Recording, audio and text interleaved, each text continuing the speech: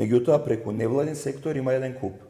И тоа се сериозни пари. Значи, пари 3 милиони, 5 милиони евра, и тоа се невладини организации кои менаџираат со инфраструктура во асфалтирање, во големи капитални проекти. Да, ете така, учествуваат со дел, значи не целосно. Имавме се еден проект преку УСАИД со Ромалитико. Ромалитико е таа невладина организација која успеа да и се доделат неколку милиони евра пари, и таа невладина организација помагаше во сите населени места со 30%, мислам дека беше со 30% учество, ако општината издвои 70% за некаков проект, они учествуваа плюс со 30% субвенции, за да може да се реализираат проекти таму каде што живеат роми.